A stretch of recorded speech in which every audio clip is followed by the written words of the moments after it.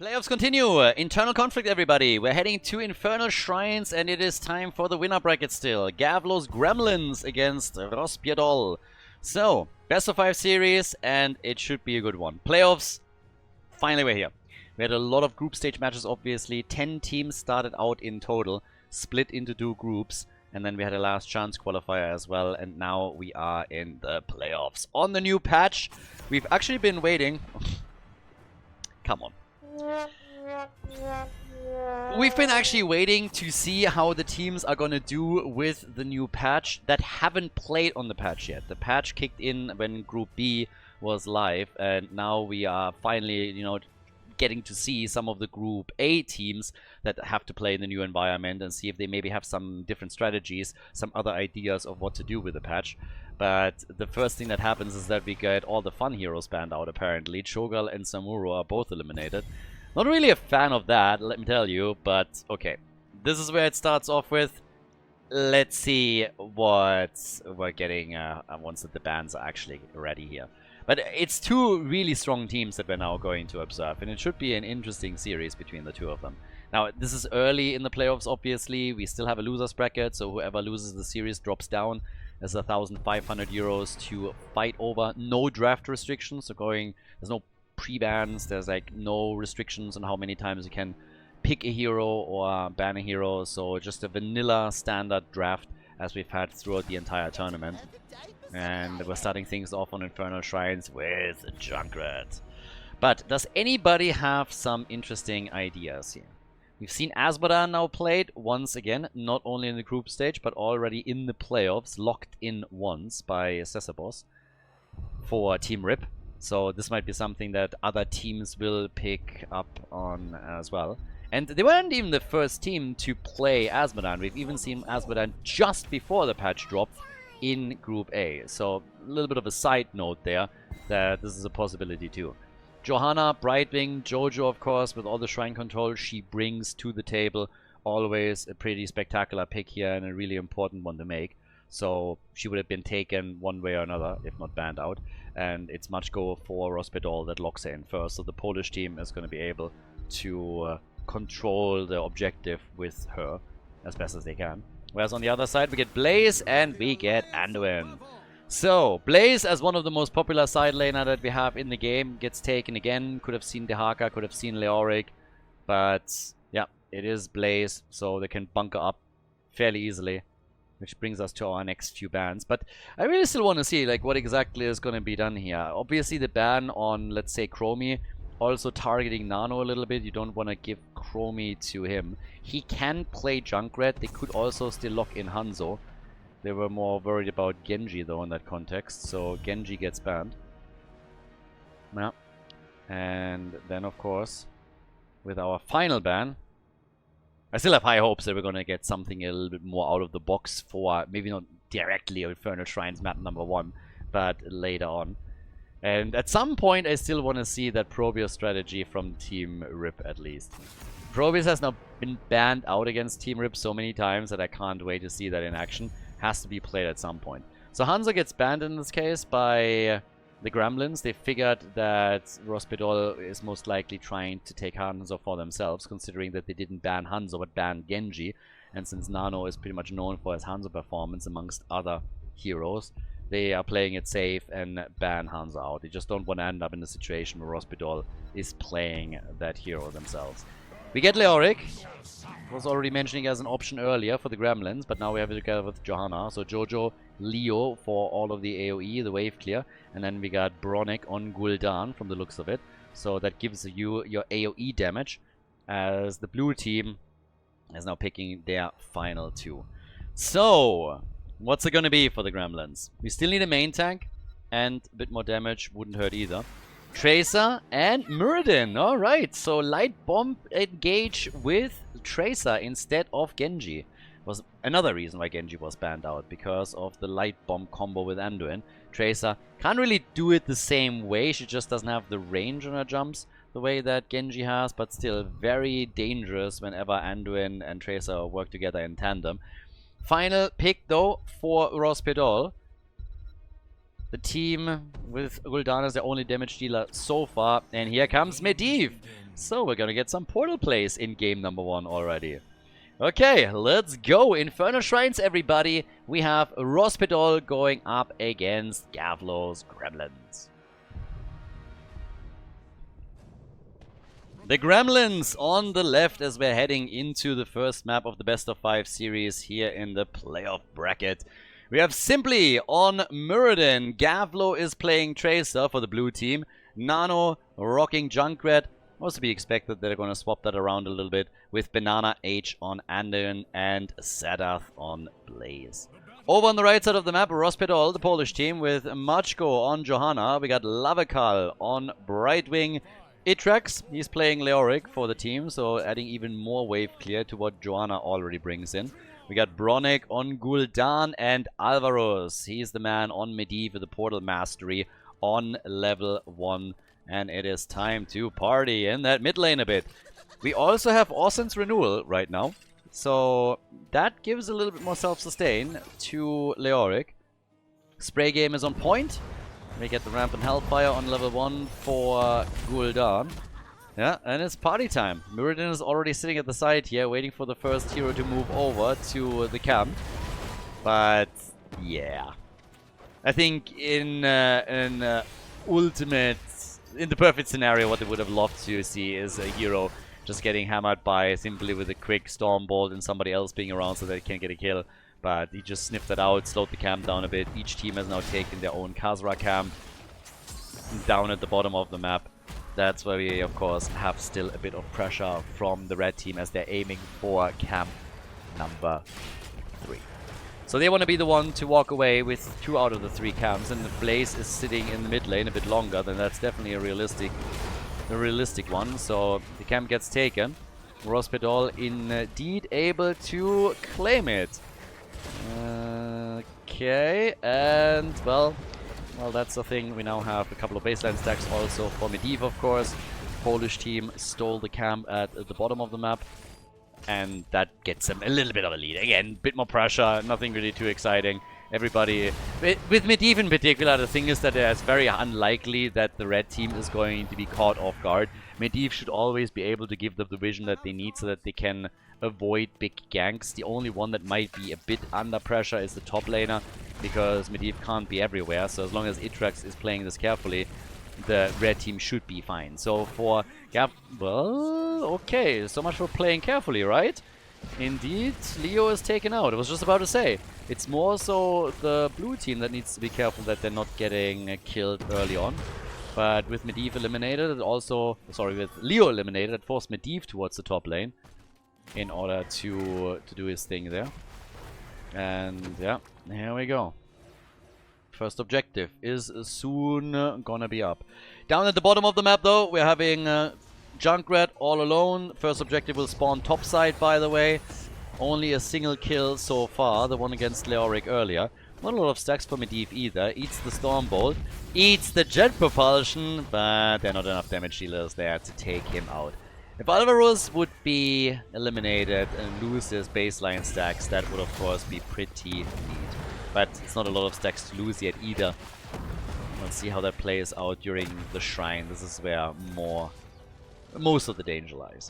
So, sitting topside, let's see what we're gonna get here.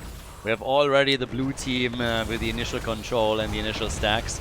Junkrat and Jojo both missing, aiming for extra experience for the team so that they can get an early level 7. And Junkrat is gonna get that a bit faster for his team from the looks of it. Meeting against Jojo now at the bottom of the map, but over here at the top it is indeed the Gremlins that are able to pull ahead by roughly 5 minion stacks. 7 is in, Skullcracker at the ready, and the red team is getting pushed back. Bronek is in trouble and is gone. That portal just came too late to be helpful to him. Leo also has to ghost out, so no chance for him either. 11 stacks for Alvaros currently, as the Gremlins are doing pretty okay. I mean, in this situation, we don't even have a rotation coming from the bottom of the map. Nano decided that he's just going to push a few more of the waves out and tries to get structural damage in. His team is doing a fantastic job at the top lane anyways, so they're taking the Arcane Punisher. And Gavlo might not have connected the bomb here. Gets pinged for it immediately. Yeah, called out right there. Gavlo gets called out for missing the bomb and the connect, but the team is still pushing through the top. They nearly got Leoric again, as Jojo is doing her best to meet the rotation of Junkrat between the mid and the bot lane. But if you can take a closer look at the experience gains, then we have now more than a level of an advantage for them. Whoa! Medivh! 20 stacks and Alvarez nearly died. That would have been annoying as hell. Imagine him going down there. Leo, though, he activates his trait again. Just making the most out of his character at this point, of course. Whereas down at the bottom of the map, we have Nano still up against Machko. Topside gets pressured a little bit, and honestly, okay, Blaze is on his way. Blaze is on his way, it needs to deal with this. But very nice start with the first objective for Gavlo's Gremlins. Rospedol trailing too far behind, and the problem that they are now facing is a level 10 ability that kicks in early for the Gremlins. And if the blue team plays their cards right here, they might steal a few camps away. They could also potentially try and get some kills. Brightwing is now coming in. They go for Bronick again. Stormbolt, zoning Stormbolt, and it misses. There is still the Anduin play, and Gul'dan gets wrecked by the Crybaby. Nicely done by Banana H, though. Comes in, locks Gul'dan down, and then is able to connect also the light bomb, and that is Gul'dan gone. So kill number 4 for the Gremlins, and more pressure coming through the top lane now. Burn that minion wave down easily. Anduin is there too. Easy attacks on the fort. Inspire mechanic kicks in for the minion wave, and they're getting some sweet damage in here. Can't take the fort out yet, but they are dangerously close. Jojo has joined up with the rest of the team as Leoric is taking his position against Nano. And Nano is just using his PhD in PvE as he is taking down mercenaries and minions. Not really all that in on the PvP aspect of that game so far. If you look at the damage output, he's sitting at 9,000. So yeah, it's really the siege damage where it gets spicy for Junkrat. Gul'dan with 14,000, 13,000 if we're honest. And again the interrupt as Nano comes in. They're trying to go for Leo, and even Brightwing now has to help out. The Stormbolt connects, quickly negated. But since the red team is now trying to force a fight at the bottom of the map and go for kills, Blaze is alone at the top lane. And simply, from the looks of it, is able to move out. Anduin kind of pulled him back into the fight for just a second. But that topside fort is now, of course, gone. That minion wave might not even be needed, but as soon as it arrives, that thing is toast. Ancient history. So, fort obliterated. Tracer trying to get away here. Horrify kicks in, and that is Gavlo gone. Tracer is dead, and Gul'dan completed his quest. Junkrat is using that little window to get himself some mercenary camp, and is actually not getting attacked here. The red team wanted to push out the mid lane first, and then made a move towards the mercenary camp, but they were already too late, so that one was stolen easily. And now we have Nano at the bottom of the map, trying to get some connected, but a really nice swing from Itrex here with Leoric makes sure that they're getting all of those initial stacked minions. So good for them. Level 13 talents give the red team another disadvantage. Gavlo's team has that extra talent already and is leveraging that now during that fight. Simply is really out there with Mirren, by the way. Had to jump back out again.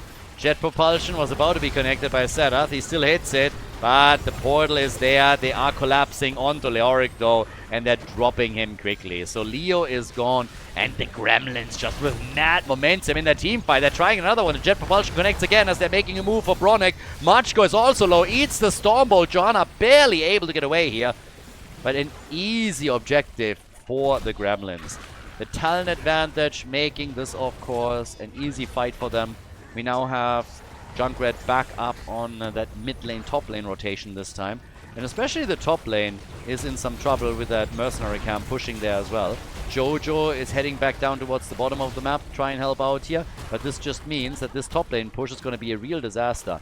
There's the Inspire mechanic kicking in for the minion wave. We have the mercenary camp too. And that wall, or at least large parts of it, is going to fall. Jojo says hello, pushes it back, but one tower is down, side wall is down, gate is down, bottom fort is about to be dropped, and the blue team has already moved on towards the middle in order to make the same play here. The jet propulsion misses, the light bomb engage from Tracer doesn't. But yeah, well, Blaze was a little bit too deep. You can dive underneath structures now if you have some minion wave support, or you can spawn a couple of beetles or some such. But that doesn't mean that forts don't attack you anymore if there's nothing else to attack. So if you just dive underneath that fort, you will still take damage, and Blaze just experienced that firsthand. Medivh is, by the way, nearly done with his quest. The only thing that he still needs is one single hit. So Alvaros is going to make sure that he connects it during the next fight, maybe even here. And then he can play a little bit more aggressively with Medivh, I suppose. For now, though, it's all about locking in that baseline quest and ensuring that he doesn't drop down, gets focused, killed, and loses all of it. So has to be a bit careful. And the team is actually struggling, because in the middle we have now one mercenary camp pushing, and Junkrat is back at the top. And while he's not going to do a lot here, this topside tower is likely now going to fall. The catapult has already taken aim, so that one is definitely going to get destroyed. 16 talents already is a big leading experience too, and that talent advantage is of course another brutal problem for Rospedol. If the next objective spawns while they still don't have their own level 16, it will be another fight where the blue team has a talent advantage over them. Yeah, Medivh still just scouting this out. Still sitting at 39. Lots of targets here, but not the safety just yet. So, for now, Jojo is trying to zone the opponent away. That 16 talent makes it really annoying for Rospedol. They don't want to fight, but the blue team is attempting to exploit it as best as possible by moving in and attempting to take that fort out. Leo with a bit of a solo push at the top lane in the meantime. So, gets himself a tower and a gate. 2 can play at that game. Side lane pushing. Shut down for now. We have 35,000 damage for Tracer, 35,000 also for Gul'dan. Leoki is gone again. That's 4 times that Leo has died out of the 6 deaths on the red team side. Mid lane completely destroyed. So they're starting to make their way back into this. I mean, they have level 16 talents at least, which is obviously nice for the next battle that is about to come. With that, we also get now the Rampant Hellfire. We got Criterize, and we got the Holy Renewal. And the objective is going to spawn in the middle of the map. So it is still game number 1. Leo is the one that has to defend the top lane once that he respawns. Well, he might be too late to the party. That entire minion wave might already be gone, considering that the minion wave just spawned and is dealing with it. So Itrax isn't even needed. The keep has taken a bit of damage, nothing really of significance. But it just showcases where currently the pressure is coming from. It's the top lane in particular. Objective up in another 5 seconds, and let's find out if the Gremlins are claiming this or if Rospedol is now starting a comeback. A win here for the red team would go a long way. Would bring them back in experience and help them to push for some structures in the middle. Alvaros is done with his quest just in time. Perfect for him, of course.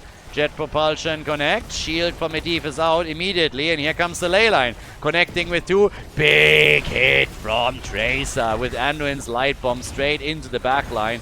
The portal allows the red team to escape and disengage. But it seems like Bronick is going to fall. The Riptire gets shut down and Bronick lives.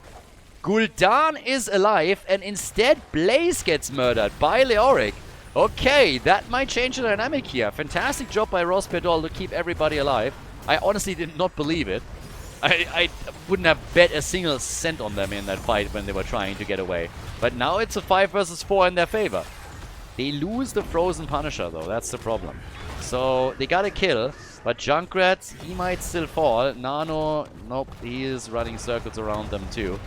And with the Frozen Punisher pushing through the middle should be fairly easy. So this fort is gonna get destroyed as well, and it's the last remaining one. So Gavlo's Gremlins are taking the entire outer perimeter away. All of the structures are now gone. Banana H, he might be gone too. Yep, Gul'dan is out, but so is Anduin. So Anduin is gone, but the push at the top lane is now targeting the keep directly. Catapult is already in here. In the middle, we have the Frozen Punisher.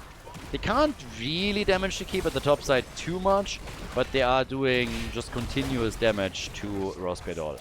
So the Polish team, We need a little bit of a boost here.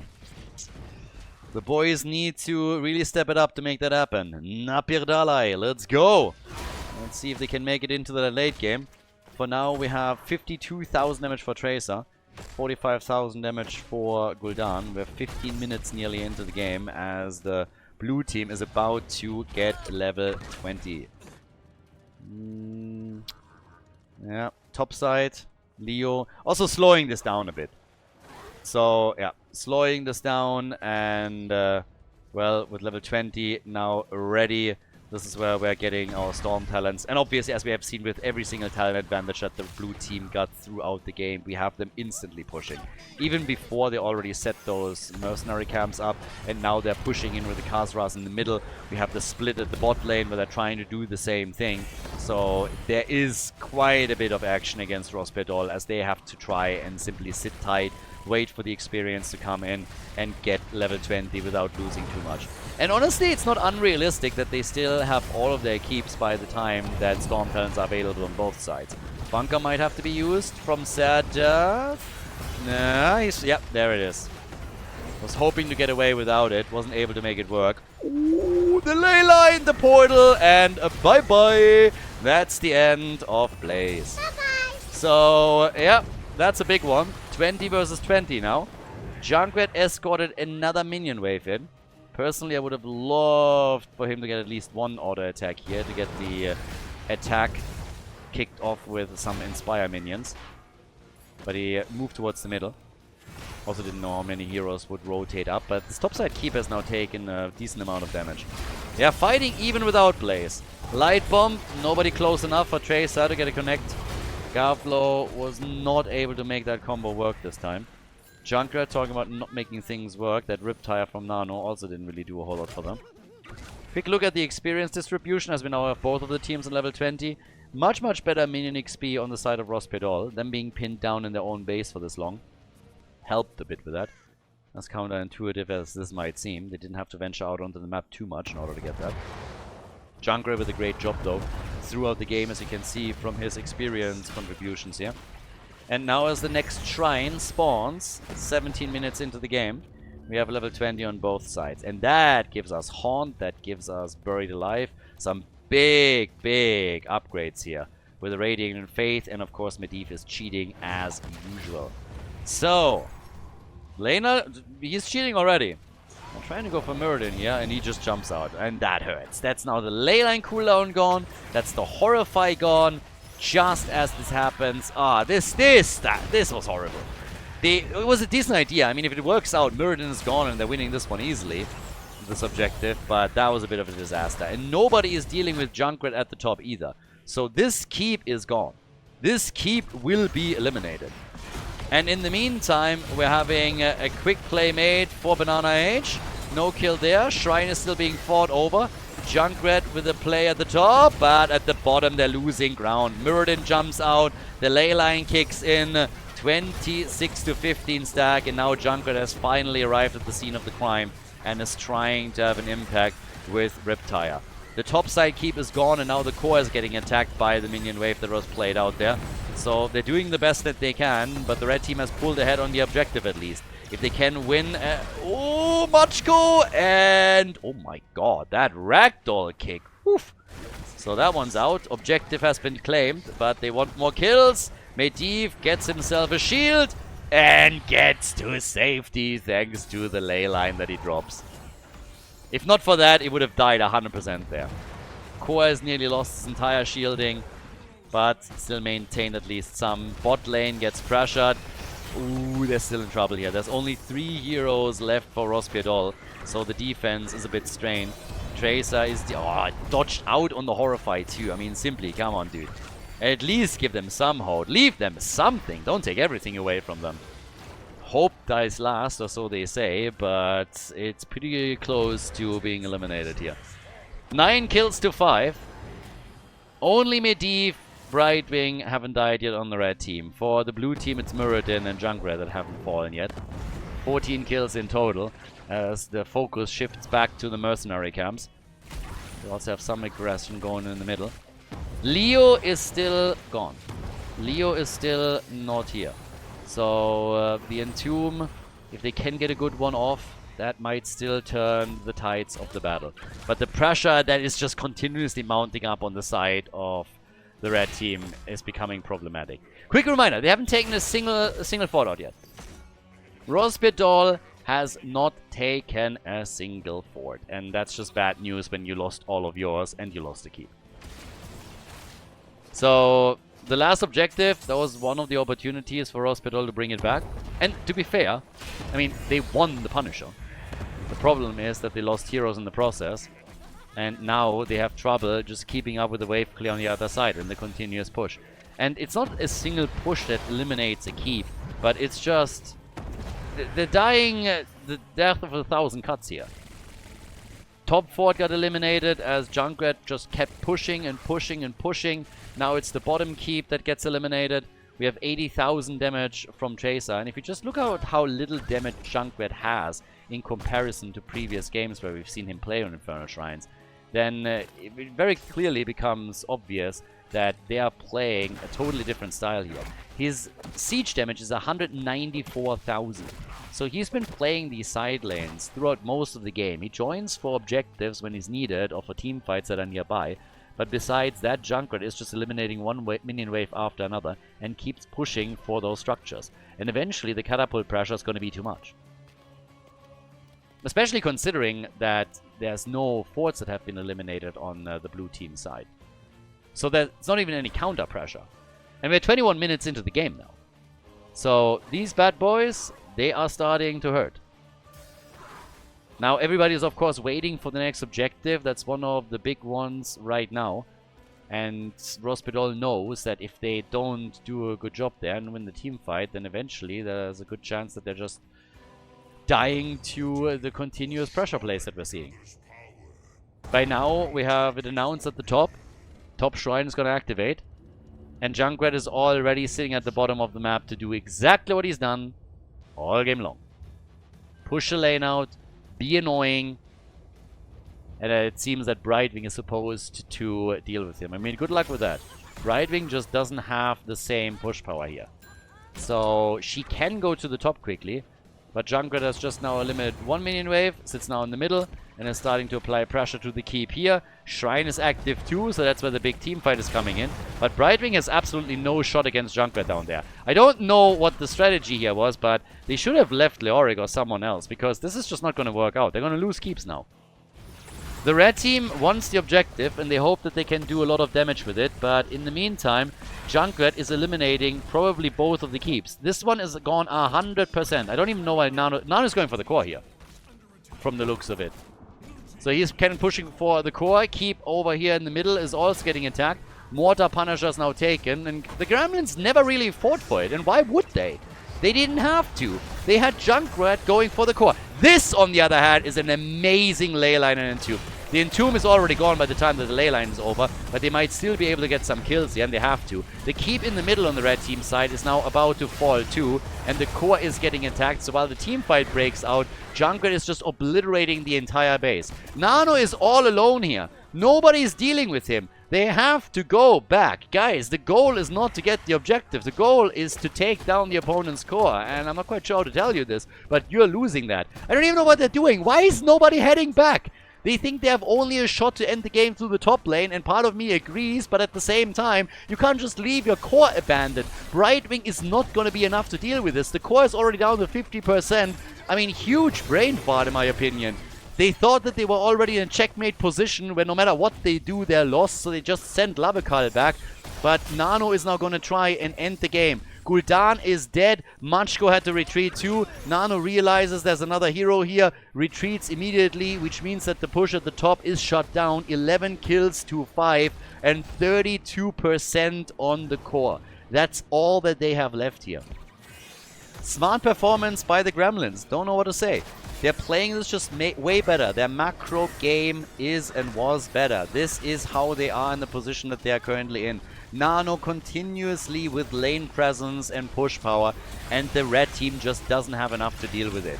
They lost too many structures too early. The catapults kept pushing. The rest of the team followed up on it. Now the core lost its shield again, and this is the lead in the series for the Gremlins. The Gremlins take Infernal Shrines as Rospedol loses game 1 of the best of 5. GG. We're going to head in game number 2 in a second. Guys, if you enjoy the content, if you like the coverage here, please subscribe to the channel and like the video. It really helps to spread the videos to people that were interested in Heroes of the Storm in the past and might rejoin the game. So spread the love a little bit, help to promote the games here, like and subscribe, and I hope that you enjoy the rest of the series. Towers of Doom, the second map in the best of 5 series. And again, they're hating fun. They banned Samuro out. I said earlier how I would love to have Samuro being played. To be fair, that wasn't a different series. But they are banning the fun heroes, apparently. So Rospedol, they were just not able to keep up with the macro pressure. Very smart play by Gavlos Gremlins, I have to say. They did a great job controlling the macro play. That's way more important now in the new patch. And honestly, I'm totally here for it. Teams will adjust over the next couple of weeks and months. There will be more strategies popping up, more ideas. Keep in mind, Nick, for example, even years after we had a serious patch in Heroes of the Storm, still came up with new ideas that then became meta. So I think that with all the change that came in, we'll see players bring in new things. And we have already seen some of them. We just need to also figure out here in the playoffs how viable all of this is at the end of the tournament, not only in the group stage, where technically, at least on paper, you have more one-sided games. So now Junkrat gets eliminated.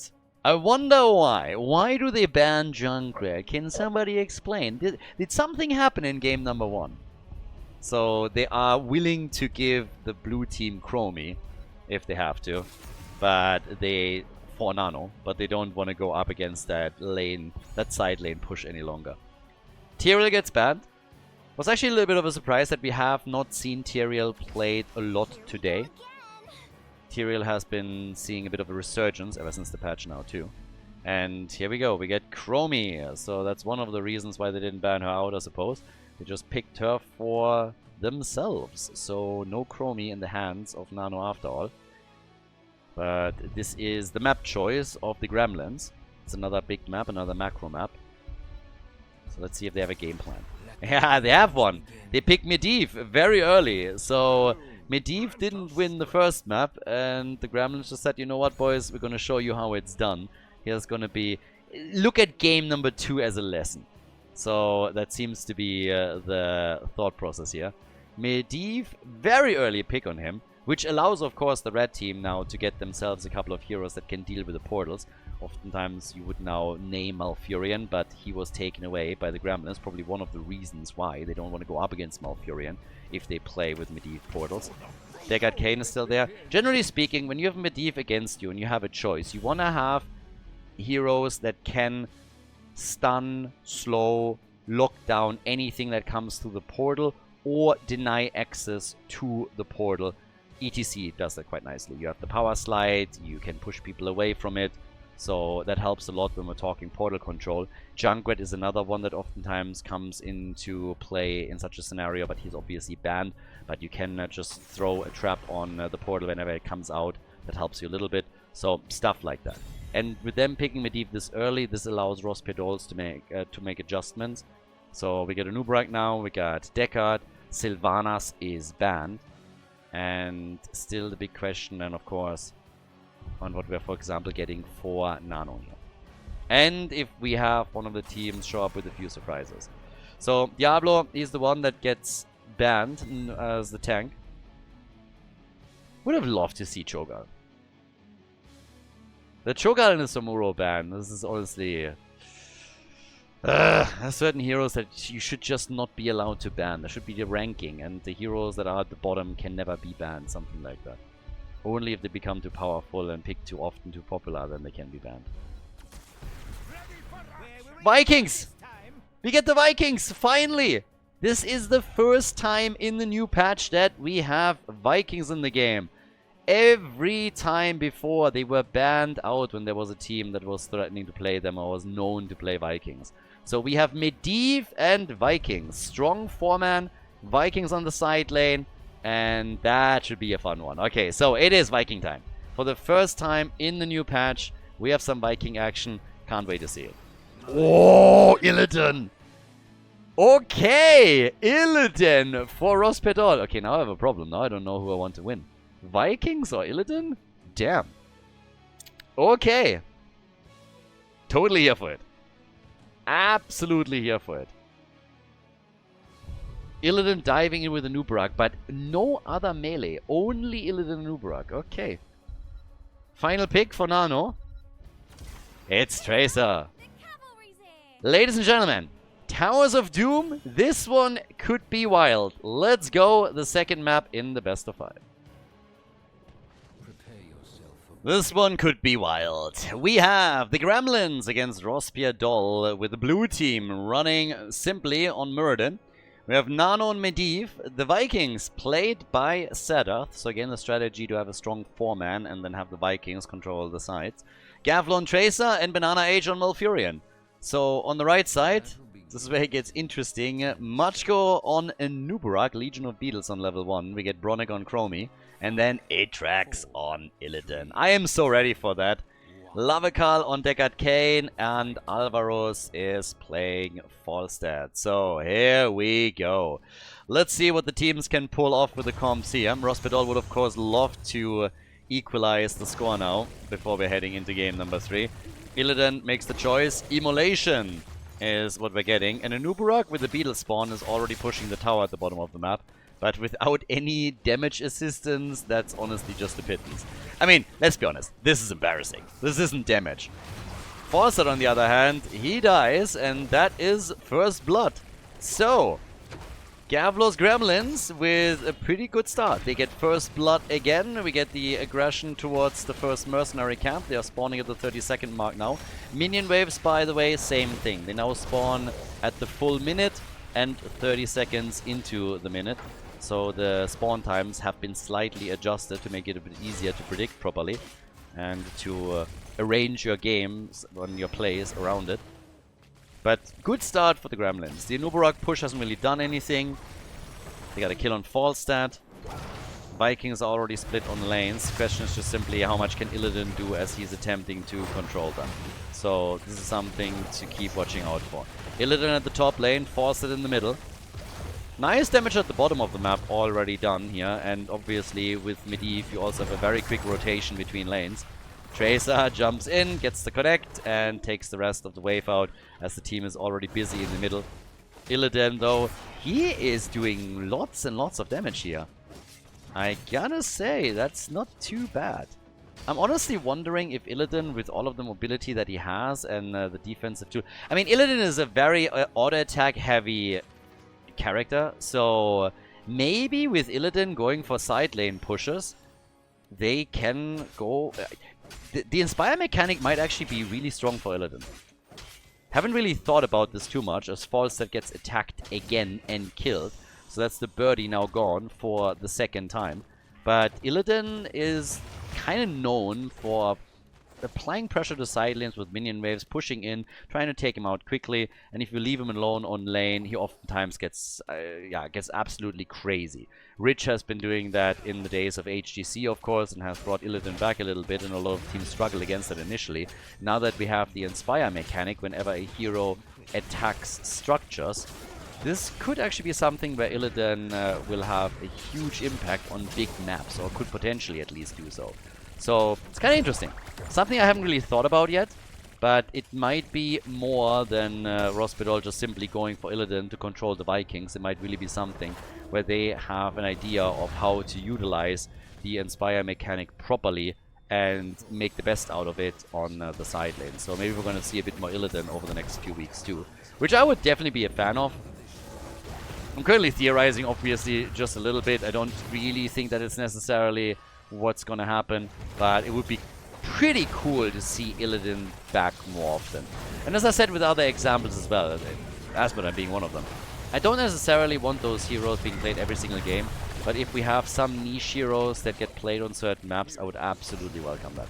So, Nubarak, he gets wrecked by Tracer, and it seems that the final altar at the bottom of the map is now about to be claimed by the team in blue, so good for them. 4 more shots fired, and yeah, nicely done here. Now, that gives them a bit of an advantage, obviously, in experience. With 3 kills to 0, they have already secured that. But look at what Illidan is doing topside. He has taken the entire wall out already, and another minion wave is coming in, and the Vikings alone are having some trouble dealing with him. So this seems like a pretty sweet counter.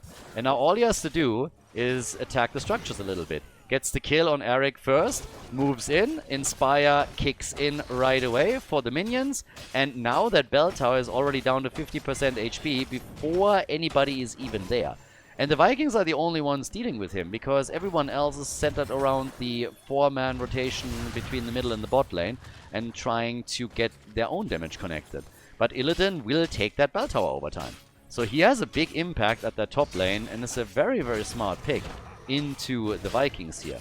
It makes the entire situation quite annoying for Khaldor's Gremlins. They now have to send 3 Vikings towards the top in order to deal with Illidan and make sure that they don't lose the bell tower. And even Tracer has split off from the rest of the team. So this is going completely against the initial idea that the blue team had. In their mind, what would happen is that they have a strong 4-man, and then you have Vikings hold the side lanes, hold the experience, and this applies enormous amount of pressure onto your opponent who's struggling to keep up with all of it. And basically, Illidan has completely negated that entire idea. Tracer is now here too. Atrax is a little bit lost though. I mean, he's very much alone and needs some assistance. But they have started to catch up in XP slightly. Atrax still fine. It gets completely swamped. I mean, the entire team is here by now. And he's still wasting their time. Illidan eventually dies, but it allows an easy channel for Racencourt at the bottom of the map, and that's 4 more shots fired against the core. So now both of the teams are on 32. I still have to say, he bought a lot of time for the team, did well at the top lane. We have him with Unbound on level 7, and now we are getting him with a near completion on this. So that second charge is going to help him a lot. Lots of mobility, of course, for him too. Medivh is sitting at 24 stacks, by the way. Haven't really talked about him ever since he was picked, but has obviously not died yet. We have 4 kills to 1. The blue team already has level 10 abilities. We get the ley line again. But Medivh is also working the baseline stats. Illidan is likely going to go for... I would assume that he's going to go for Hunt, so that he has a pseudo-global. With Vikings, if it comes to big team fights and he goes Metamorphosis, you obviously get a lot of hits in too. But Hunt would give him more mobility on the map, and I think that's the idea, that he's going to be one of the macro characters for them. That they're not only relying on False that is flight, and yes, Hunt gets taken. And, of course, in this case, we actually got the Lornado. Illidan targeted again. The portal is still there. And they get the kill, even with Falstad gusting to try and get him back to safety. So Illidan gets taken out once more. You gotta give it to the Gremlins. They're starting to adjust here. They're doing pretty okay with these quick rotations and hits. Now they have 5 kills to 1. Another portal, another kill. That's gonna be the end of the Chromester. She's gone. And they at least get a counter kill. Malfurion is also dropped. By now, Falstad has taken over for Illidan in the top lane and has taken control of the bell tower. So now it's 5 bell towers to 3. And with only 2 altars up on the map, the 2 of them will be fought over pretty heavily. Falstad eats the stun. But not the follow-up. And the Vikings are busy on the channel. First 3 shots are already fired. Unfortunate for the Gremlins that they have lost topside control. Balog is back there to try and retake that bell tower. And this is, of course, what should be a little bit easier right now. You have the Vikings pressuring, and the Inspire mechanic kicks in with Vikings as well. So this should help. This should offset the balance at the top pretty heavily in favor of the Gremlins, so that they can push for this. But, well, apparently they're not paying too much attention, because he's gone. Balog is gone. Illidan jumped onto Malfurion. Brother against brother. And the old geezer somehow still made it. So the Boomer is still alive. Banana H. And Illidan, yeah, went a bit too deep here and gets murdered by Murderdin. That's a quick kill on him. And with Illidan gone, now Rospedol is again falling back. And another altar channel is going to happen eventually. For the Gremlins, that means 3 more shots fired. They need to retake that bell tower if they want to really make some progress here. But that's in total 6 points against the red team's core. That's a nice step into the right direction for them. Taking the opponent's camp away obviously helps too. In addition to that, damage output 20,000 for Chromie. Talking Chromie, she's again in trouble, but might just be able to get away. And with Deckard Cain appearing at the scene, she is able to get out. 20,000 damage also for Tracer, by the way. The Gust attempt against Gavlo, and Tracer is gone. Nice. And Illidan is immediately going for his brother again. I mean, if there was any doubt ever who would win in a 1v1 between the two of them, it hopefully has been laid to rest now. Illidan obviously is absolutely murdering Malfurion. Malfurion is just an old fart that doesn't really have any power any longer. He's just pushing around here in the background. If you ever select him in a screen in a lobby, then you know that the old guy is like rocking arthritis like full time. Just sitting there like, ah, where's my pudding? And then you have Illidan, you know, coming in completely buffed up. I mean, if Illidan isn't roided up, then I don't know who is. So, rumor has it that the reason why the Rock has lost all that mass is because Illidan just stole his roids. So, that's why Illidan is now beefing up in that patch and is all of a sudden getting picked again. And honestly, that theory makes perfect sense to me. The Rock is only half as big these days, and all of a sudden we're seeing Illidan picks. Coincidence? I don't think so. But they still haven't retaken that bell tower at the top lane. Down at the bottom of the map, though, that's some decent damage, at least on this one. The Vikings again getting in position to try and get the channels here. The blue team is ahead in experience now too. But I gotta say that it is much, much harder for them to retake their own bell towers than I expected them to. So shots are fired, 3 are in. Yeah, Medivh gets attacked at the bottom of the map. Nano needs to be a bit cautious here. He has completed his quest, so that's good, can't die anymore. But, oh, Malfurion is coming down here too. So with 5 more shots fired, now this time for Rospedol. We have Malfurion coming down here. But, well, Alvaro's dodged most of the damage on the roots. They are connecting the pumpkins though. So yeah, pumpkins basically give them control over the bell tower. They can pick that up whenever they want to. As Sadath is still fighting with the top and trying to reclaim this. But they took the bot lane now. And we should have, if I'm not mistaken, the triple altar phase coming up next. So if you have the 5 versus 3 during that window, that would be big. Huge leading experience as well now for the Gremlins. So Illidan might have been a pretty solid factor in the earlier stages of the game, but right now we have him struggling a lot more. Itrax has died 3 times throughout all of this. The camp this time taken at least by Rospedol, so they get their own camp, as now the chances are that the topside bell tower will be claimed. But for Illidan, it's a little bit of an awkward one. He's the top damage dealer for the red team with 33,000. Way out of Chromie, for example. But the bottom bell tower is nearly retaken. Chromie is firing as best she can. And yes, it is indeed a triple altar phase that comes up next. But I suppose by the time they spawn, the bottom bell tower will be retaken. Similar to what we're seeing at the top, where Balok has now been able to take this one out. And Illidan is instantly pushing him back, hoping of course to escort the pumpkins in. Might just go straight into that bell tower though. So yeah, pumpkin time. And some insta damage on the bell tower upon spawning. Ooh, the CC chain. And the Gust! And again he dies! That's a big problem. Even if you're using a Gust, as soon as that portal pops up, you're gonna have a massive issue trying to get away from them. So the portal plays that we're seeing from Medivh are just empowering so many moves from the blue team. Medivh is always a huge pain to deal with, and this just showcases once again why. First altar has already been channeled. We have now 15 points on the core of Rospedol. Tracer falls. This is honestly giving the red team a bit more hope that they at least can take the altar at the top right. But Sadath gets the channel through. No, he doesn't. He gets interrupted by the Lulnado. Massive ley line and the root follow-up as well, but I'm not sure if they can get the kills here. Tracer is gone, and she's the biggest source of damage that the Gremlins have. So again, Sadath is trying to get them the bell tower, or, the altar channel, and he just isn't able to get it. Nice job by Rospedol to prevent the blue team from getting all of the altars here and taking Olaf out, but that was definitely not easy for them. They had to lose Lulnado, and if Tracer hadn't died earlier, then the aftermath with a big ley line and the root follow-up would have potentially killed multiple heroes. So great job by Rospedol. Killing Tracer was absolutely key. As you can see here with 31,000, she is the top damage dealer for them. Medivh has been able to get some significant damage in as well, but he's obviously not in a position where he can come in and all of a sudden take them out in that choke point, as we've seen earlier. Here comes the stun potentially on Illidan. Olaf coming a bit close. Went for large and in charge on level 16. And they try to contribute in that fight, but that also means that the top lane is abandoned again. And Falstad is trying to take control of that bell tower. Now the blue team is doing a similar thing at the bottom of the map now, of course. They are ahead by 8 points on the core, and more importantly, they still maintain that experience lead that they established early. But Falstad is retaking this.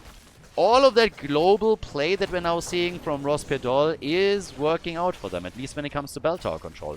The problem that they have is that they are not following up properly with enough damage on the opponent's core. Level 20 will be available any second now for the Gremlins. The camp is already stolen, and they're still eager to force that fight, from the looks of it. Balog is trying to retake at the top. Falstad has to be cautious. Illidan is jumping in again. And Illidan went into the Blades of Azeroth after taking the Nimble Defender. So here come the 20s, 1.5 levels until Rosperdol has their own Storm Talents. There's an altar coming up, and I would assume that Rosperdol just lets that one go. Should, on the other hand, try and maintain control over their bot lane bell tower, because if they lose that, then that's another 5 shots fired, and you would probably try to avoid that. But can't do anything about it. Bell tower is lost, meaning it is 4 shots against 4, and that puts the red team down to 11 points on their core as Olaf completes the jump.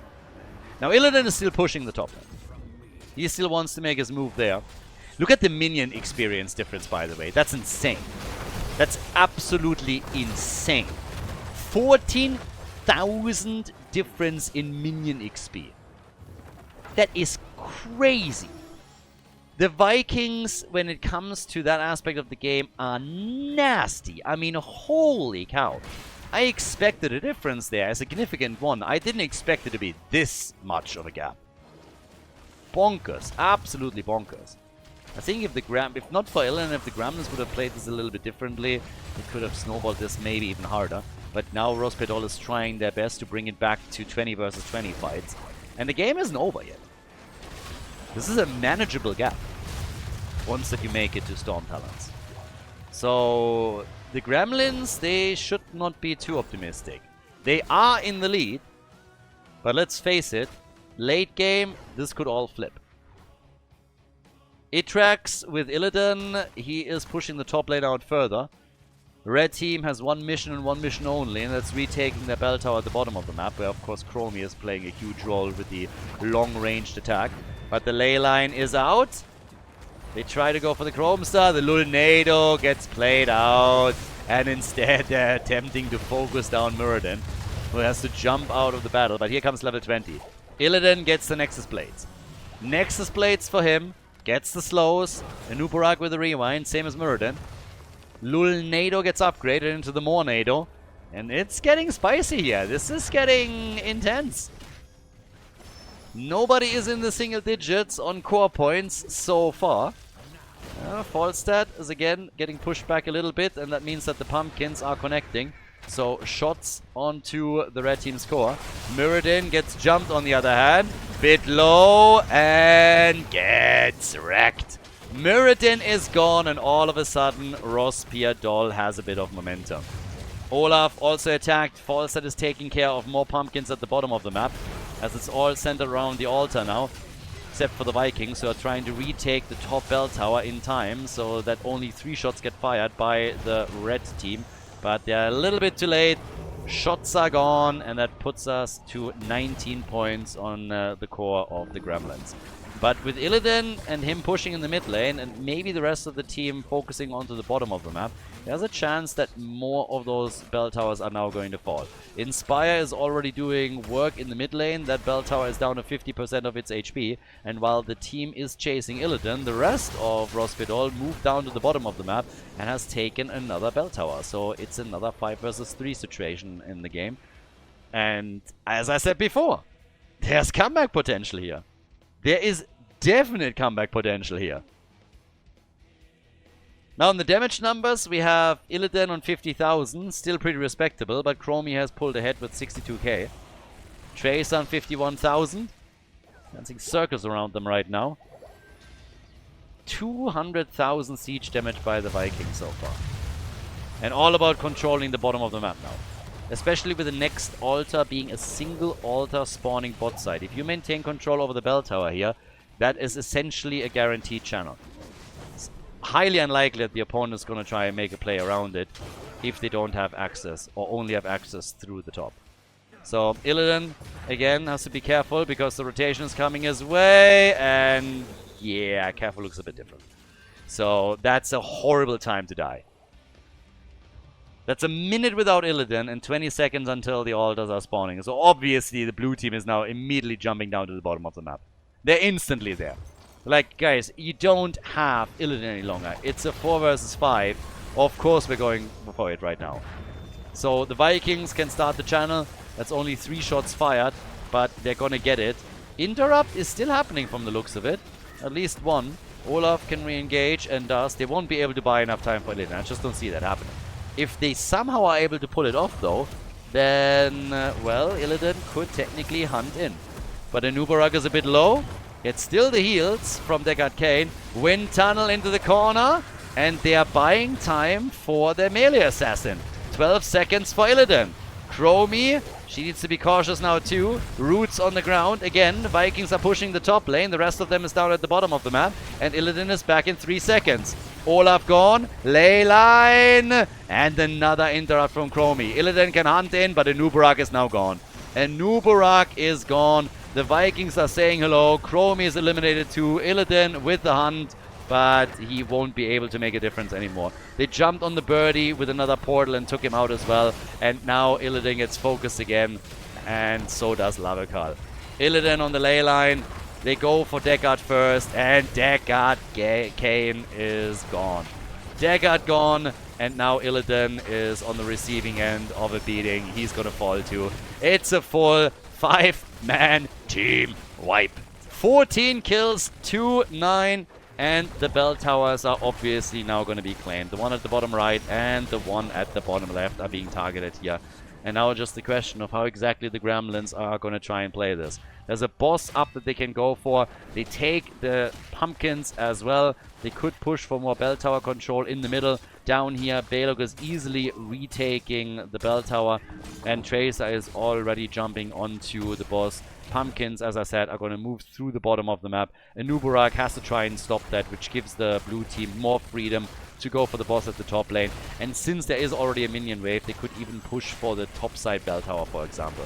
So a huge opportunity for the Gremlins to take a 2-0 lead in this series. Shots are fired. Vikings are trying to defend. We have a single point left on the court. 2 points, my bad. And a double altar on the map. And yep, defend they do. Everybody moved down to the bottom of the map and they're getting ready to maintain control over the bell tower. Makes it very, very difficult for the red team to have an approach towards the bot lane. Illidan might have to hunt in for it. Or Falstad has to fly, one of the two. And they're getting pumpkins at the same time, which are applying pressure through the bottom of the map even further. So here's the objective. Altars are activated. And it's all about Rospedal making their thing. Channel is happening. They might have to global in. Illidan has to hunt or Falstad has to fly or this is over. They go for the Lulnado. Illidan hunts in as well. Chromie gets killed though. Chromie is dead and that's a disaster. Illidan is doing his thing right now. Is trying to, but they're in real trouble and he just doesn't have the firepower by himself to stop this. The channels are happening in the middle, down at the bottom. The red team is attempting to control them as best as they can. Illidan falls. Anubarak gets targeted. Machko is not going to survive this either. And this is game. The shots are fired. And we have a 2-0 advantage for the Gremlins against Rospedal here in the winner bracket of the playoffs of the Internal Conflict. GG. Coming up next, we have game number 3 for you guys. Before we go, a big shout out to everybody that is supporting the channel on patreon.com/Khaldor. Really appreciate the support, guys. Thank you very, very much. If you want to support the channel, if you want to support our efforts to keep the Heroes of the Storm esports scene live with all of the events and tournaments that we're hosting, then please consider to check out patreon.com/Khaldor and support the channel there. It's the best way to support all of the things that we're currently doing for the scene and plan to do in the future. With that being said, enjoy the next game of the series. Alderac pass, and instantly Samora gets banned. Why am I not shocked? So, okay, we're going into game number 3 now, and it is match point. We're early on in the playoffs, so as with any other bracket, obviously the earlier rounds are the most... They're usually the most one-sided ones, because if you are qualifying very, very early for the playoffs, you are top seed and you're facing off against a lower seed. So this is how brackets traditionally work. So yes, we are in the playoffs, we whittle down the top teams, but we still have the biggest discrepancy between teams in the earlier rounds, and this is exactly what we seem to be looking at here.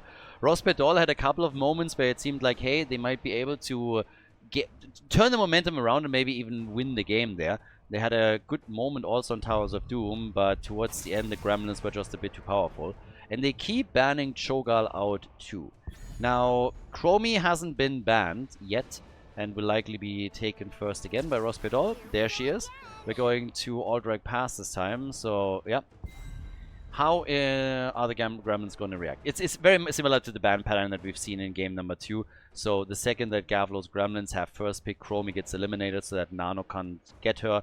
But once that the red team has first pick, they leave her open, leave it up to the Gremlins to ban her out, and if not, they pick her quickly. They instead ban Junkrat after the experience that they had in game number 1, where Nano just ran circles around them and played full-on Red Dota style, controlling the side lanes and playing a macro-heavy game. So now we have Lucio and Blaze starting us off for Alderac Pass. Another big map, obviously. Globals could play a role here. Maybe a bit of a different approach from the Gremlins. We'll see. It's their map choice after all. And what we're getting for the red team, we get Muradin at the front line. Again, just jumping around here, hitting those storm bolts, waiting for the follow-up to kick in. And we have Rhaegar. So, nice start for them into the draft. I just want to see if we're going to get some, I don't want to say crazy pick, but something interesting here from the Gremlins. I like the Medivh play a lot. Medivh is honestly in the right hand. Such a powerful tool is absolutely ridiculous. Illidan struggled mainly because every time he was trying to get away and use his mobility, and even Falstad used gusts to create some space for him, all of a sudden we had the portal pop up and Medivh just allowed them to make a play and take Illidan out. So that was one of the biggest issues. Cassia getting banned now, and our final ban for game number 3 is going to come from the side of Rospedol. Now, as already explained a bit earlier, we have a losers bracket here, which means that the teams that drop out or that get defeated here, they will drop down into the lower bracket. They still have another shot. But let's see what we're going to get as our final ban, what I get worried about. Anubarak, he can obviously steal the prisoner camps and has gotten, with the new patch, a bit more importance in the sense that you can now dive onto structures with him very easily and then just spawn a couple of beetles. And since forts don't prioritize attacking heroes any longer, that means that it's just easier for you to attack any hero that's trying to hide underneath a fort or a keep. So in that sense, Anubarak has received a bit of a buff. Teams have been playing him a little bit more, not too much. The hero itself still suffering from the same problems that he had before, but he adds some additional value on Alderac Pass because of the prisoner camp and the mechanic on how the objective works, so that adds to it. We get Hanzo and we got Johanna. Good chance that it's going to be Nano that plays Hanzo. Both of them, Gavlo and Nano, have of course a bit of an overlapping hero pool in certain regards, so we could see that be played for both. Sylvanas and Sonya, so we could get that leap after Stormbolt for Rospedol, and Sylvanas can pressure the side lanes now too, which still begs the question, what's going to be the final pick for game number 3, and we get the Shimada Brothers United. Hanzo, Genji, Alderac Pass, ladies and gentlemen, map number 3, potentially match point for Gremlins. Well, it is the first match point, but potentially the end of the series. Let's see if Rospedol are able to put a point onto the scoreboard now. Alright, Alderac Pass. It is match point indeed. And we have the blue team with Simply on Johanna, Banana H on Lucio, Nano is playing Genji, we got Sadath on Blaze, and Gavlo on Hanzo. bit of a moment of truth here for the red team, for Rospedol. I mean, honestly, coming back into the series is going to be a pretty tall order. You need 3 wins in a row, which isn't impossible, and we've seen it in the past, but it's always a super big effort. Machko is playing Muradin in game number 3. We have Itrax on Sonya. Lavekal is playing Rega. Alvarez on Chromie, and Bronek with Sylvanas. So let's get the show on the road and see if the red team is able to put a point onto the board or how things are playing out today. Spray game at least is on point. I mean, congratulations. Now they just need to win something. Ano at the top. Jojo's already coming in with a quick blind, but yeah, everybody trying to set some traps, not really working out for anyone. There's 30 seconds in, so the camps have spawned, and that's where both of the teams are instantly busy doing their thing. So let's go. And well, right now at the bottom of the map we have Lucio just zipping around here. Outside of that, it's Hanzo that's starting to help out at least a little bit, but Alvaros is ready just in time to make sure that they won't be able to solo push with the Inspire buff. So the minions are stopped cold before anything can get out of hand here. So top side, that's what we need to focus on a little bit, but Sylvanas, yeah, they haven't really done any damage here yet either. So we're off to a bit of a slower start here. Everybody's just focusing on the mercenary camps for now. Nothing really too crazy, just hoping of course to get the first kill, maybe Genji, but yeah, not yet. Especially not with Lavekal moving topside and helping the team out. So once that the healer is there, you know that the sustain is a bit too much. Down here on the other hand, can they go for Atrax, Genji, and well, indeed they can. There it is, the kill. First blood for the blue team. Oh, and they take the second kill too. So, not bad. They get 2 kills in that situation. First they're taking out Sonya, and then they follow it up with kill number 2 against Muradin, as Machko was trying to escape here and gets quickly stopped. That's an early level 4 talent in the hands of the blue team, and some added momentum that they can now try and use at the bottom of the map, for example. Inspire kicks in, 35% movement and attack speed increase for the minion wave for the 3-second duration, and that helps them to essentially already take one of the towers out. So yeah, it happens pretty quickly if you don't have a hero that is stopping any of it. So good moves at the bottom of the map that immediately helped them to take the lead there. Top side, Jojo still pushing. Prisoner camps, the objective is also coming up. And Banana Age is just doing Banana Age things again. Yeah, he's instantly on the opponent, is trying to slow them down a little bit here, just annoy the hell out of them and do what he can. Even forcing Muradin to say hello. So that's also in and of itself already a win. Gives other players on the team a little bit more safety as they're making their own plays on the map. But there was 3 heroes that were needed to securely take that camp. Leading experience is basically negated. It's not really too much that you get out of this. They got momentum that they could use to try and take some of the towers out, for example, and I mean, that worked. But now they have to also try and stop the opponent in the middle, which forces the blue team to show up in force, and they do. 3 heroes are already here. Blaze is moving in from the side, looking for that jet propulsion, of course. And yeah, with a 5-man now being present, they're thinking thinking twice of it, and just saying like, alright, maybe I'm not pushing right now. Jojo wasn't there in that moment, so yeah. Instead, we have the attack at the top. Sylvanas is tapping the fountain and is helping out. Level 7 talents are already in. At the bottom of the map, the 1v1 between Blaze and Sonya is now also ongoing. And they are taking the lead on the objective. They will probably not get the entire thing here, but as long as Genji keeps interrupting the Orcs from claiming it, that's not too bad. So, yeah, it's pretty significant. There's already 15 seconds taken. Nearly. Not quite there yet. But with the double channel, so far, nicely done. But that's a pretty solid lead. And in addition to that, they just took Sonya out. Bot lane push is also making, of course, more progress for them. 1 tower out. Second one gets attacked. Gate nearly eliminated too. The team still playing for the objective at the top.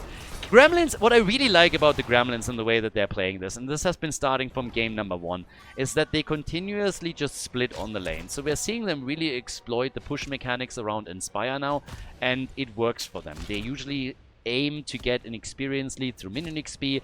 They're getting a lot of structural damage in as they are having mobile squads that allow them to move on to multiple points on the map. They have been going for the objective over and over again while pushing side lanes. That comes with risks too, of course. I mean, Lucio here nearly got caught, but it makes for a pretty dynamic game where teams that are not prepared for it struggle to match them properly and then start falling behind. It's only a half-level gap between the two teams here, but this sometimes makes a difference. If you have level 10, your opponent needs to soak half a level or a bit more, and you are in position to get yourself an objective or push a fort down, then this is just gonna enhance the advantages that you already have. So we'll see if they're able to do a bit more here, but so far so good. All the way up at the top, they're starting to make a move here. We have now 10 kicking in, so that gives us heroic abilities on one side. Yeah, they might just get the second channel now. And they do. So, how is the team now going to react? Bronek, if he moves through, he needs to check. Here's the Blessed Shield. Linger around a little bit too much and nearly got killed, but the follow-up will take Sylvanas down. Objective got stopped, and Gavlo is also very low. Might still fall, but gets the heal from Lucio and gets away. But Sylvanas is gone. That's kill number 4. And she was not checking that bush. She was lingering at the edge, always trying to bait this a little bit, and then the Blessed Shield comes out and hits her. And even with the defense mechanic on the fort, she just couldn't survive. As expected, Sonya has gone for Leap, so we're going to get some extra stuns from her. It's only 10 seconds missing for the channel on the red team's prisoner camp. And then we're going to have the first objective in the game. But already damage is being done, and the gap in experience, it widens. It's getting wider the entire time. That's a problem. Bottom wall is open. They again go for it. Buy themselves a little bit more time. Yeah, and they are closing in on objective number 1. They won't get it here. Well, they might actually. They might be able to get it here. 1 second, there's the channel, and they nearly got it, but they're not quite there yet. But it allowed them to again move down to the bottom of the map and try and push for Sonya. And now Lucio saying hello. Leap had to be used. Oh! And the dodge on the arrow. Nice. Good job by Atrax. Nicely done by Atrax. That was important.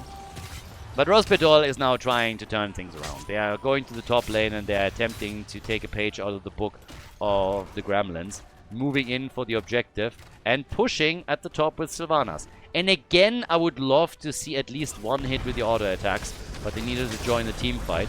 And it is actually going to be Jojo that stops the channel on the left, together with the Grunts. Here they claim the objective. Can they get kills too? They can! They go for the double. Rhaegar and Muradin are both eliminated. So kills for the red team, for the blue team, and the objective for them too. That hurts. Yep, that definitely hurts. And now they got Sylvanas as well, so that makes matters worse. And boy, oh boy. This is gonna get tricky. Muradin and Rhaegar are at least gonna be back by the time that the raiders or the cavalry arrives at the structures. But for Sylvanas, it's a different story. So that top fort is essentially doomed. And even the one at the bottom of the map might have some problems here. And Spire's already kicking in down here. That's going to be a lot of damage. Top side is obviously lost. I mean, no saving this one. Middle, this is the one that's easily defended by Rospedol. But at the bottom of the map, for example, even if they are not able to take it, this one is still dropping exceptionally low. And this is going to cause more issues down the road. Especially since the blue team hasn't even stopped the push at the top lane and instead just went for it, took the gate down, and is now going to be able to take one of the towers too. So this is a lot of value that they were able to get here. That's a ton of value. Objective number 1, we have 7 kills to 0. And they were able to get 1 fort already. And now they're going for the boss at the bottom of the map. And I don't think that Rospedol has sniffed that out yet. So that's another issue. That will cost them fort number 2. Chromie has 21,000 damage. Hanzo's on 26,000. Sonya realizes now what's happening. But it's obviously too late. So that bottom fort, you can kiss that one goodbye. We might not be at the 10-minute mark yet, but given the fact that it's so low in HP already, there is no saving it. Now, when you're looking at the experience lead, again, I'm coming back to what I said earlier. Minion experience, significant advantage. Hero experience, huge advantage, of course. And then we have the structural advantage as well. So there's a lot of factors that come in, but the Gremlins are just also on the macro game doing a much better job. And now with the boss defense at the bottom of the map ongoing, the blue team could simply go for a double boss play. And who would have thought? They're doing exactly that. So they have Hanzo, Jojo and Lucio now up at the top, and they go for the second boss. Muradin is moving in, but as I said before, they're a little bit too fast on this, so there's no stopping them. And level 16 talents is of course another problem that Rospedal now have. They can't just simply push into them with a 16 advantage. Instead, they're trying to do some damage in the middle of the map. They split Sonya back down to the bottom in the hopes of getting experience there to close the gap quickly. But here's the big arrow and the kill on Chromie. The blessed shield as well. They're not able to... Well, actually, they might be able to get kill number 2. Sylvanas is low and Sylvanas goes down. It all kicked off with the kill against Chromie, though. It was the arrow that came straight from the top, connected with the two of them. The fort now eliminated after Chromie and Sylvanas have been taken down. There's an objective back up on the map in a couple of seconds, but they're already pushing aggressively in the middle with the Inspire buff. There's the boss at the top, of course, still, that is also doing work. It would be kind of amazing, by the way, if you could also Inspire Mercenary Camp. Would be totally OP, of course, but just imagine an Inspired boss. 35% attack speed bonus on that. That would be ridiculous. So big damage on the top side keep. It's down to 50%. In the middle, the wall has been damaged but not fully opened up. And Genji is now starting on objective number 2 with, yeah, the red team still missing their level 16 talent. So what are they going to do now? Try and retake? Against that big of an advantage? Is that going to be the play? Well, I guess we'll see. By now we have... Big leap, big kill! Yeah, Genji got a little bit too cocky here, didn't he? So now Genji is gone, which means that the objective is not gonna fall into the hands of the blue team just yet. At least if they can channel, but those interrupts are nasty. Damn, can they actually bring this over the time? Hello, brilliant Ancestral. But the arrow from Hanzo! And there's the kills. Damn, now they are just trying to chase and farm them here. Alright, objective has been claimed. But there's the double kill. Hanzo dies a second later too. And it all started with Genji getting a little bit cocky here. Genji thought he could make the big play, and then they just chained everything on him and hammered him into the ground. But the cavalry is now pushing. And we have 12 kills to 2. Level 16 to level 18. Even talents, but 3 heroes still dead. Sylvanas coming back in a moment. And this is going to hurt a lot. This is going to hurt a ton if they are pushing properly. Now Hanzo, he is not going to be part of this push. And Rospedal is going to have their 5-man back on the map in just a moment. So that gives them a bit of a defender's advantage. But the top keep, for example, should be gone 100%. I mean, a little bit of auto-attacking here would be nice for Inspire. They don't even need it, to be honest. Down at the bottom of the map, the next keep is going to take damage too. So this one is already gone. And here comes Nano, attacking with auto-attacks. Inspire kicks in, and just look how quickly that keep takes damage. This thing might still go down. They defend with everything they have, so they're saving the keep. The one in the middle has taken a bit of damage too. They have level 20 talents now on top of everything else. And if they wanted to, I suppose they could really siege up at the bottom of the map and take this one on. They have another minion wave coming in. And already Sonya is getting pressured, blocked, and killed. The body block did it. X-strike from Genji, bunker on the ground. The damage, and they're going to get that keep. Rhaegar is dead too. 2 armor shields are going to be removed in just a second. And with 3 heroes gone, there's the chance to go for game. Genji dies though. Genji is gone. Maybe just rotate into the middle and push for the last remaining structure. Once that all of the armor shields are removed, it's essentially checkmate either way. And that's what they're trying to get now. Damage output, we have 45,000 for Hanzo, 38,000 for Chromie. 2 armor shields on the core are already gone. And now with the Inspire buff kicking in on the minion wave that just joined, they might just have enough. They want Chromie, And they get her. Chromie is gone. They are not in a position where they can end the game, but they can end the keep in the middle. Blaze, by the way, is just going for the mercenary camp here. But yeah, they're going to get the keep here now for sure. And that is very likely going to be it. The problem is, of course, not... Well, actually, with Sylvanas back, they can maybe save this one. Blaze is trying. Went a bit too deep. They want that keep, and I don't blame them. And now they're going to get it, likely. Nice. Bolt. Oh, Sonya! Spin to win, baby. Keep in the mid lane is about to go down. And, of course, the core is now under pressure. The red team didn't kill anybody, but they are retreating now. Didn't lose anyone either. The problem, of course, is they haven't taken a single fort out, and now, you guessed it, with the bosses back up. The Gremlins, they're playing it safe. They want this one, so they're coming in immediately at the bottom of the map to try and take the boss and then go for it. And this is where the red team decided that this is the only chance that they have. So Muradin moved in, the boss is taken, Muradin is gone. There's the Blessed Shield on Rega, and he is getting wrecked. It's the only thing they could really do. They were hoping to fight here and get something done, but obviously it is not happening anymore. And this is game. The core is going to attack right here. Muradin is the first one that fell. Then Rega died. They went for Sylvanas and the rest of the team. And now they can, of course, just go for the kills. Full 5-man team wipe. And a fantastic performance in the first series for the Gremlins in the winner bracket. They sent Rosperdol down into the losers bracket with this 3-0 victory over the Polish team.